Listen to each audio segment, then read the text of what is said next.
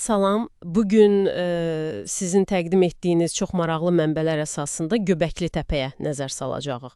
Yəni, bu məqalələr, tədqiqatlar bizi çox-çox qədimə aparır, elə deyilmi? Bəli, salam. Həqiqətən də Misir ehramlarından təxminən 7500 il, Stonehenge-dən isə 6500 il daha qədim bir yerdən danışırıq.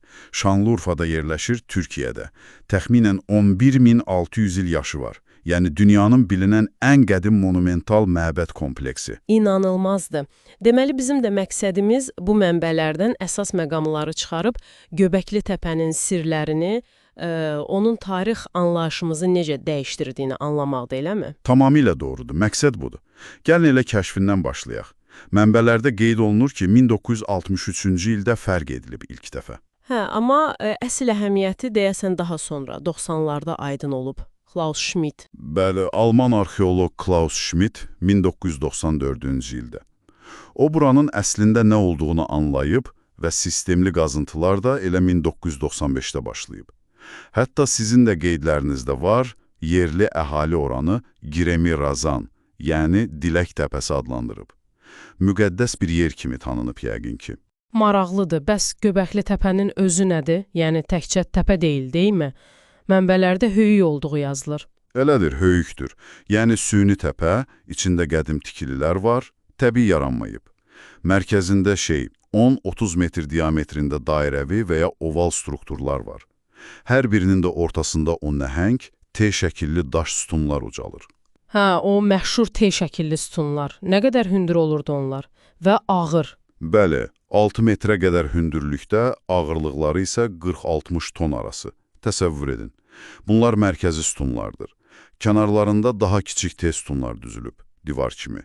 Və deyəsən hələ qazılmamış çox yer var. Georaba? Aha, georadar tədqiqatları göstərir ki, hələ torpaq altında 20-yə yaxın belə tikili ola bilər. Yəni, biz hələ çox azını görmüşük. O sütunlar, onların üzərindəki təsvirlər də çox heyrətamizdir. Mənbələrdə heyvan təsvirləri qeyd olunur. Tülkü, qaban, ilan, kərkəs. Bəli, relyef şəklində oyulub. Həmçinin abstrakt simvollar, hətta insan əlləri, qolları təsvir edilib. Çox detallıdır. T formasının özü də deyəsən simvolikdir. İnsanı təmsil etdiyi düşünülür. Ehtimal olunur, bəli. Stilizə edilmiş insan başı kimi. Bu da onları sadəcə sütun yox, həm də bir növ heykəl edir. Maraqlıdır ki, təsvirlərin çoxu kişi fiqurlarıdır deyəsən. Bəs bütün bunlar niyə tikilib? Əsas sual budur yəqin ki. Mənbələr deyir ki, yaşayış yeri olmayıb. Dəqiq. Gündəlik həyata aid heç nə tapılmayıb. Nə qab-qacaq, nə ocaq izi, nə zibil quyusu. Ən güclü nəzəriyyə, bilirsiniz, buranın bir ritual ibadət mərkəzi olmasıdır. Ovçu toplayıcılar üçün, sosial toplaşma yeri bəlkə də. Bəlidir. Klaus Schmidtin o məşhur fikri də buradan gəlir. Əvvəlcə məbəd gəldi, sonra şəhər. Bu, həqiqətən də çox böyük iddiadır. Yəni, mütəşəkkil din, sosial fəaliyyətlər, kənd təsərrüfatından, oturaq həyatdan əvvəl...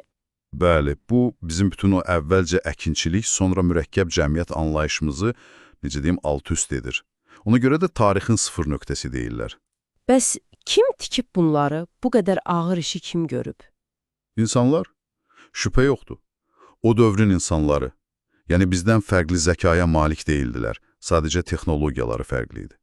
Mənbələrdə də var, yaxınlıqdakı karxanalardan əhəng daşını, o ki asan işlənir primitiv alətlərlə, çıxarıblar, sonra o nəhəng daşları yonublar, əraziyə daşıyıblar. Bu, inanılmaz bir təşkilatlanma, əmək bölgüsü tələb edib yəqin ki.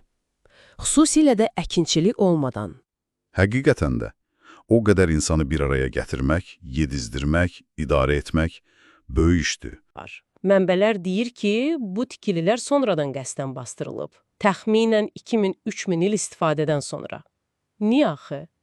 Bax, bu, Göbəkli Təpənin ən böyük müəmmalarından biridir. Sizin sənədlərdə də bununla bağlı qəti bir cavab yoxdur. Fərziyyələr var sadəcə. Nə kimi fərziyyələr, məsələn?